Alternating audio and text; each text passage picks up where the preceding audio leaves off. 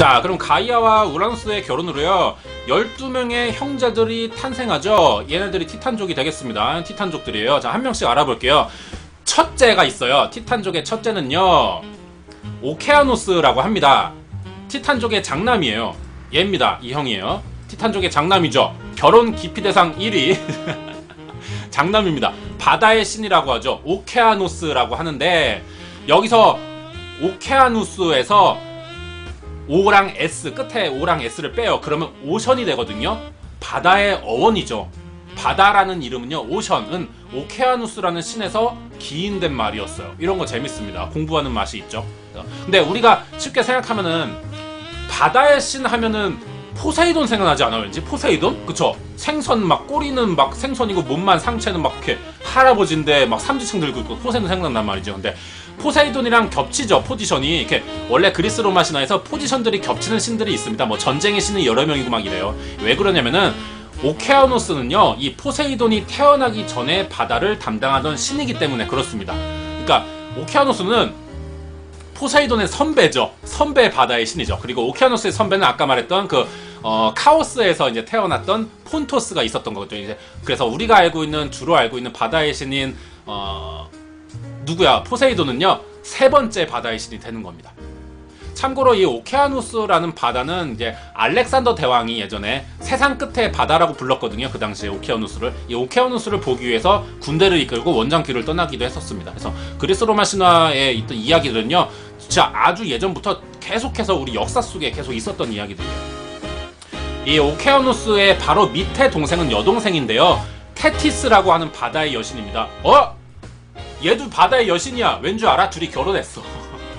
오케아누스랑 테티스랑 결혼합니다. 그래서 테티스도 바다의 여신이 됐어요. 그러니까 오빠인 오케아누스의 부인이 되는 건데, 이 남편이랑 같이 부부 사업이에요. 이 바다의 신이 부부 사업이기 때문에 그렇습니다. 자, 다음 신은 그 앞에 세 번째, 셋째는 히페리온이라고 해서요 태양의 신이에요. 태양의 신. 자, 잘 봐. 태양이 뜨기 전이 언제예요? 태양이 뜨기 전, 아침이죠. 새벽이 온단 말이야. 새벽이 오고 태양이 뜬단 말이죠. 그래서 새벽. 그래서 히페리온의 자식은요 새벽의 신이 돼버립니다. 이런 게 재밌어요. 넷째 신은 테이아라고 합니다. 얘는 히페리온이랑 결혼해요. 달의 신 셀레스랑 새벽의 신을 낳았어요. 이름이 에오스랑 아까 말했던 히페리온이 되겠습니다. 에로스가 아니에요. 에오스입니다. 이름이 비슷해요. 그 다음에 뭐 다섯째로 코이오스가 있고요. 그 다음에 여섯째 포이베, 빛의 신이라고 합니다. 둘이 또 결혼하기도 하고. 그 다음에가 얘죠. 얘가 중요하죠, 이분이. 그 다음에 등장하는 태어나는 아들이 그 유명한 크로노스입니다. 토성이죠. 여기 써있어. 그 토성. 시간의 신입니다. 위험 쩌는 거 보세요. 이 포스 압도적이죠. 크로노스라고 합니다. 나중에 이제 티탄족의 왕이 됩니다. 12명의 형제 중에 왕이 돼요. 그리고 제우스를 낳죠. 제우스의 아빠이기도 합니다. 자, 이 크로노스는 레아라고 하는 그 다음 밑에 동생이랑 결혼해요. 웃긴 게 첫째는 둘째랑, 둘째는 셋째랑, 셋째는 넷째랑 이렇게 결혼해. 이렇게 결혼해. 이거 되게 재밌는 것 같아. 레아라고 하는 신이랑 결혼하는데 크로노스 부인 되면서 이제 제우스 나왔던 거죠. 자, 다음은요 테미스라고 하는데요. 혹시 이런 거 보신 적 있어요? 타로 카드 좋아하시는 분들은 이런 거 본 적 있나요? 타로 카드에서 저스티스라고 하는 건데 얘가 테미스예요. 타로 카드에 테미스를 그려놓은 거예요. 이게 이제 정의를 상징하거든요. 테미스는 이렇게 동상이 세워져 있는데 칼 들고 천칭이라고 하나 이 저울을 들고 있어요. 저울을 들고 있고 그다음에 눈을 가리고 있어요. 이게 법을 상징합니다. 칼, 정의를 수호하겠다. 그리고 저울, 모두를 공평하게 대하겠다. 눈을 가렸죠. 눈으로 보이는 현실에 현혹되지 않고 진실을 찾아내겠다. 이런 뜻이 있어요. 그래서 세계 각국의 법원의 앞에 이 테미스의 동상이 있습니다. 이게 테미스예요. 법원들 앞에 이런 동상이 있으면 테미스라고 하시면 되겠습니다. 정의를 뜻하고 있죠. 자, 다음으로는 동상은 이름이 어려워. 무네모시네라고 있어요. 기억의 신. 무네모시네라고 기억의 신이 있는데 이게 좀 재밌어요. 자식을 9명을 낳았어요. 또 따로 무네모시네는. 근데 얘네를 무사이라고 부르거든요. 무사이. 근데 영어로는 뮤즈라고 합니다. 뮤즈. 들어본 적 있어요? 뮤즈라고 해서 9명의 이제 자식들인데 나중에 각각 예술 분야의 신이 됩니다. 얘들. 그래서 우리가 음악과 예술 분야에서 어떤 영감을 받게 되는 존재를 뮤즈라고 부르죠. 그게 무네모시네의 자식들이에요. 그 가족 중에도 뮤즈가 있죠. 아니 가수 중에도 뮤즈가 있죠. 이 노래도 알죠? 이 노래 알죠? 뮤즈 노래잖아요. 타이밍 is running out. 그죠? 자, 이 노래를 부른 게 이제 또 뮤즈이기도 한데요. 자, 재밌는 게 이 뮤즈는요, 노래를 만들 때 9개의 악기만 사용한다고 합니다. 진짜 이 무네무시네의 자식들 9명처럼 뮤즈도 노래를 만들 때 정말 9가지의 악기만 이용해서 노래를 만든다고요. 이런 일치성이 있어요. 뮤즈를 이름을 괜히 붙인 게 아니야. 얘네들이 다 생각하고 조사하고 하는 겁니다.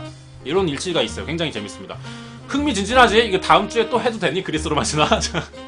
재밌습니다. 그리고 이제 그 아랫동생 뭐 11번째 크리오스가 있고요. 12번째 이아페토스라고 합니다. 저번에 우리 저번주에 프롤로그 에필로그 이거 배웠던 거 기억나시죠? 얘네들이 이아페토스의 아들들입니다. 미리 생각하는 자, 나중에 생각하는 자를 낳게 되었죠. 그렇습니다.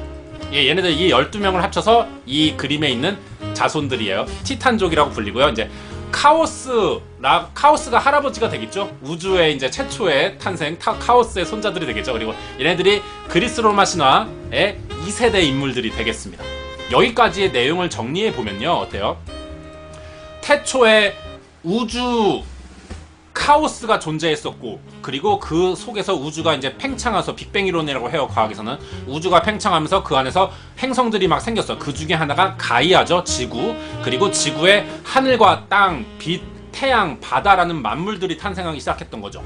그게 티탄족의 12명이 되는 거고요. 그냥 지구, 우주의 탄생 과정을 생각하시면 됩니다. 우주가 있었고 행성들이 생겼어요. 그리고 지구라는 행성 안에 티탄족 12명을 상징하는 뭐 땅, 시간, 빛, 태양, 바다 이런 것들이 이제 태어났던 거죠. 어렵지 않습니다. 그냥 흐름을 생각하시면 이해가 되게 쉬워요. 드디어 티탄족의 스토리가 시작이 되는데요. 티탄족은 이제 12명의 형제들이죠. 근데 사실 가이아와 우라노스 사이에는요, 티탄족의 형제 3명이 더 있었습니다. 그러니까 총 15명이었던 거죠. 근데 일이 생겨요. 자, 티탄족은 12명으로만 불리는 이유가 뭐냐면은 바로 이 3명의 형제들이 빠지기 때문인데요. 에키드나 그리고 헤카톤케레이스, 퀴클롭스 때문입니다. 문제가 있는 얘네들이 기형아가 됐어요. 기형아가 돼서 태어났어요. 다 괴물의 모습을 가지고 태어납니다. 얘네들을 좀 알아볼게요. 첫 번째 에키드나라고 하는데 이게 에키드나를 그린 겁니다. 보세요. 에키드나예요. 어때? 상반신은 사람이야. 에키드나 상반신은 사람이야. 이쁜 여자 외형이라고 해요. 근데 하반신이 뱀이죠. 메두사랑은 다릅니다. 에키드나라고 하는 자식인데 괴물로 태어납니다. 그리고 다음에 헤카톤케레이스라고 있어요. 헤카톤케레이스는 머리가 50개고 손이 100개라고 합니다. 그래서 이런 식으로 그림이 그려집니다. 이런 식으로 많이 표현합니다. 이게 한 명이에요. 괴물이지. 그리고 우리가 잘 알고 있는 키클롭스가 있는데 키클롭스는 이렇게 생겼어요. 우리가 왜 사이클롭스라고 이제 게임하면서 많이 알게 될 거예요. 사이클롭스라고 하는 원래 발음은 키클롭스가 맞습니다. 영어식 발음이 사이클롭스가 되는 거예요. 거인이에요. 티탄족이 거인이죠. 거인이기도 하고 눈이 하나의 괴물입니다. 눈이 하나예요. 힘이 엄청 셌다고 합니다. 거의 뭐 그리스 로마 신화를 어벤져스로 비유하면은 헐크 같은 존재죠. 이렇습니다. 이렇게 그려집니다. 이게 이제 키클롭스가 되겠습니다. 자, 어때요? 이게 가이아가 아들인 우라노스랑 결혼을 하니까 근친 결혼이 됐잖아요. 그래서 근친하면 장애가 생기는 기형아가 태어날 확률이 굉장히 높다라고 하는 얘기가 있죠. 그래서 그리스 로마 신화에도 이런 게 있는 것 같아요. 이 설정이 갖고 들어간 것 같아요. 그렇죠? 이런 게 굉장히 진짜 유사한 게 많다니까요. 되게 재밌어요. 자, 우라노스라는 신은요, 하늘의 신이죠. 얘는 힘이 좀 다른 형제들보다 힘이 좀 강했어요. 왜냐면 자식들이 워낙에 많았으니까. 티탄족만 12명이란 말이에요. 그쵸? 그래서 자기 형제들 사이에서 권력이 굉장히 좀 많은 신이었습니다. 그래서 주신의 위치에 있었어요. 주신의 위치에 있었습니다. 그러다 보니까 어때? 얘가 지가 짱이잖아. 그러니까 오만방자해진 거죠. 마음대로 다 할 수 있게 된 거니까요.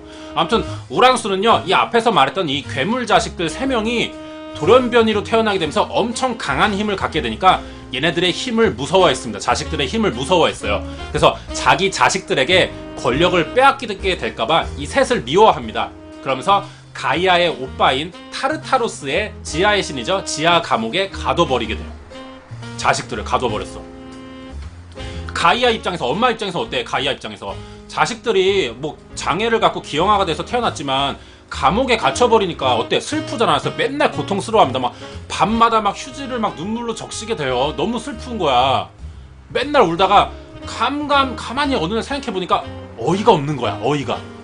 화가 났어요. 갑자기 울다가 슬퍼하다가 화가 나게 됩니다. 왜냐면은 얘네는 가이아가 낳은 괴물이긴 하지만 어때? 이 절반은 우라노스의 아빠예요. 같이 나왔잖아. 같이. 그렇기 때문에 아빠 유전자도 있단 말이야. 반은 아빠 책임이거든. 근데 이 우라노스는 지가 신이니까 짱이다 보니까 그냥 지 마음대로 가이아 엄마 탓만 하면서 네가 장애 기형아를 낳았다 뭐 괴물을 낳았다 이러면서 그냥 가이아 탓만 하는 거예요. 가이아 탓으로 다 몰아가 버렸거든. 그러니까 이거에 화가 난 가이아는요 복수를 결심합니다. 바로 복수를 해요. 눈에 바로 눈 밑에 점을 찍으면서 이렇게 점을 딱 찍게 되면서 복수를 딱 결심한 거죠. 부셔버릴 거야. 그래서 시작된 겁니다. 그러면서 티탄족의 12명의 자식들을 불러 모으기 시작합니다. 이때 가이아가 이 우라노스에게 복수를 하기 위해서 낫을 하나 만들어요. 무기를 만드는 거지. 싸워야 되니까. 그러면서 이제 자식들 모아서 자기 계획을 말합니다. 계획이 근데 좀 무서운 내용이야. 딱 물어봐요. 애들한테 얘기해요. 딱 선포해요. 너희들 중 한 명이 이 낫으로 우라노스의 그 영 좋지 못한 곳을 잘라라 라고 합니다. 진짜로 거세를 해라. 남편을 자식들을 시켜가지고. 그러니까 티탄족의 그 자식들이 놀랬죠. 아니, 복수를 하는 건 동감을 해. 이해해. 그런데 이런 걸 줄은 몰랐으니까. 이런 걸 줄은 막 머뭇머뭇합니다. 야 이거 막 지네끼리 이거 해야 되냐 뭐 어떻게 해야 돼. 엄마가 시키는데 머뭇머뭇해요. 근데 그 중에 한 명이 손을 번쩍 들면서 나서죠. 어머니 제가 할게요. 제가 자르겠습니다. 합니다. 걔가 바로 시간의 신을 담당하고 있던 우라노스죠. 우라노스입니다. 우라노스요. 그래서 이제 가이아가 마음에 들었던 거야. 크로노스한테. 그래 크로노스야 네가 해라 라고 하면서 그 낫을 줍니다. 낫을 무기로 줍니다. 그래서 이제 가이아는 이제 남편인 우라노스를 이제 집으로 방으로 데리고 와야 되니까 이제 옷을 이쁘게 차려입고 막 화장하고 옆에 술 한 병 놓고 이제 우라노스를 방으로 끌어들입니다. 여보 우리 오붓하게 시간 좀 가져봐요. 막 이러면서 꼬셔. 그래서 이제 방에 데리고 왔어. 그래서 같이 자는데 이때 크로노스가 엄마가 준 낫 들고 와서 아빠인 이 우라노스의 이렇게 해버립니다. 네 해요. 그래서 이때의 장면을 그린 벽화가 있어요. 이제 그게 이 장면인데 여기 보시면은 지금 가운데에 서 있죠. 한 명이 둘 다 벗고 있는데 누워 있는 게 우라노스고 저기 서 있어서 나 들고 있죠. 네, 크로노스입니다. 지금 저희 거세하는 장면이에요. 그래서 이게 이렇게 벽화로 남아져 있습니다. 그래서 크로노스의 어떤 그림이나 조각을 만들 때는요 항상 낫을 들고 있는 것을 볼 수가 있어요. 크로노스 한번 검색해 보시면 항상 낫을 들고 있습니다. 그림이. 자, 그리고 이제 이 잘라버린 이 곶휴를 이제 크로노스가 바다에 버리는데요. 이때 이 여기서 이제 피가 나올 거 아니야. 사람 살을 잘랐으니 이 분노의 피로 몇 명의 신들이 또 태어납니다. 자, 잘 생각해봐요. 일단 잘랐어요. 피가 나지? 크로노스가 들고 있어. 그쵸? 피가 나고 있어요. 땅에 떨어져요. 이 땅에 떨어진 피로 3명의 여신이 태어나는데요. 각각 이 셋을 합쳐서요 에리니에스라고 부릅니다. 에리니에스. 자, 이름이 티시폰의 알렉토 메가이라라고 하는데 뭐 어려워. 외우지 마. 나중에 또 자세히 다뤄볼게요. 외우지 말고. 자, 얘네들이 각각 살인과 복수의 신, 쉬지 않는 신, 질투하는 신으로 태어나게 됩니다. 합쳐보면 어때? 에리니에스라는 뜻은 복수와 살인을 하면서 쉬지 않고 질투하는 여자죠. 겁나 무섭지. 여자가 한을 품고 복수하면 이렇게 무서운 이유가 여기에서 다 나오게 된 겁니다. 그래서 여자를 우리는 화나게 해서는 안 돼요. 겁나 무섭습니다. 복수당하면 진짜 무서워요. 그리고 이제 이거를 땅에서는 이제 태어났고 이거를 이제 바다에 던져요. 바다에다 버리거든요. 바다에 던지는데 이게 바다에 퐁당 들어가잖아. 그러니까 이거가 이제 바다에 들어가면서 바다가 임신을 해요. 바다가 임신을 하게 돼. 그래서 바다에서 태어난 그 임신하면서 태어난 신이 바로 미의 여신으로 우리가 잘 알고 있는 아프로디테가 되는 겁니다. 이런 식으로 다 이렇게 탄생 과정이 다 연결이 돼 있어요. 그리고 이때 크로노스가 사용했던 낫은요 땅에 묻습니다. 땅에 묻어버리는데요. 여기 보시면 초록색 지역 보시죠? 지중해 아래쪽이에요. 남서부 쪽인데 여기가 이제 이 낫이 묻혔던 자리에서 태어난 민족이 페키니아 민족이라고 합니다. 지금의 레바논이 되겠습니다. 관계도가 이렇습니다. 이제 둘이 결혼을 해서 이제 크로노스를 낳았는데 이제 이 우라노스가 자식들을 그 괴물 자식들을 지하 감옥에 가둬버리니까 엄마가 가이아가 아들을 시켜서 크로노를 시켜서 잘라라. 그래서 이제 복수를 했죠. 근데 가이아는 이제 우라노스에게 복수할 때 이제 그 크로노스랑 약속을 하나 했어요. 그러니까 공격해서 거세를 하긴 하는데 아빠의 자리를 뺏지는 말아라. 아빠가 이제 힘이 약해진다고 해서 뺏지는 말고 그냥 복수만 해라라고 이제 약속을 하고 이제 이 복수극이 시작된 거예요. 근데 이렇게 약속을 했는데 크로노스는 어때? 막상 아빠를 이렇게 한번 선빵을 날려보니까 아빠가 의외로 약해. 그리고 이제 자기 자식들도 내 편이고 엄마도 내 편이고 하다 보니까 자기가 조금만 마음 먹으면 이게 탄핵이 될 것 같거든. 자기가 왕이 될 판이야. 그래서 엄마와의 약속을 깨고 아빠를 제껴요. 아빠를 몰아내버려요. 그리고 이제 자기가 신들의 왕의 자리에 앉게 됩니다. 그 뒤로 이제 가이아는 화가 났어요. 나랑 약속을 어기고 자기가 신이 돼? 왕이 돼? 이렇기 때문에 화가 났어. 그래가지고 가이아는 크로노스에게 저주를 내립니다. 어떤 저주냐면은 이 우라노스가 자식에게 당했잖아요. 그래서 이제 왕을 뺏기게 됐잖아. 왕자리를. 그래서 똑같은 저주를 내립니다. 크로노스 너도 너의 자식들에게 반란을 겪게 될 거다. 그래서 이제 당하게 될 거다. 왕의 자리에서 내오게 될 거다. 그래서 저주를 내리게 되는 거죠.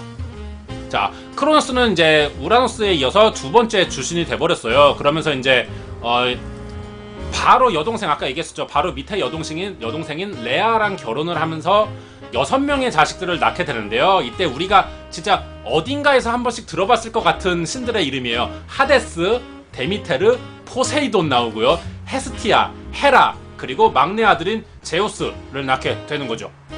자, 크로노스는 결국 가이아의 저주대로요. 아들인 제우스에게 반란을 당하게 됩니다. 그 내용은요. 다음 시간에 이어서 하도록 하겠습니다. 자, 오늘 내용은 여기까지! 여기까지가 이번 주 내용입니다. 되게 중요한 타이밍에 끊어가지고 좀 미안한데요. 3주 차의 내용들은 굉장히 재밌을 것 같습니다. 더 재밌게 준비해보도록 하겠습니다. 과연 제우스가 어떤 식으로 해서 이 아빠인 크로노스를 몰아낼지, 그리고 엄마가 낳았던 그 괴물 자식들 3명은 과연 구해질 수 있을지, 구출될지 이런 거 굉장히 궁금한데요. 그쵸? 다음 주 기대됩니다. 자, 오늘 내용은 유튜브에서 확인하실 수 있습니다. 다시 추천과 즐겨찾기 부탁드리고요. 다음 주에 그리스 로마 신화기 이어서 가도록 하겠습니다. 오늘 여기까지입니다. 안녕.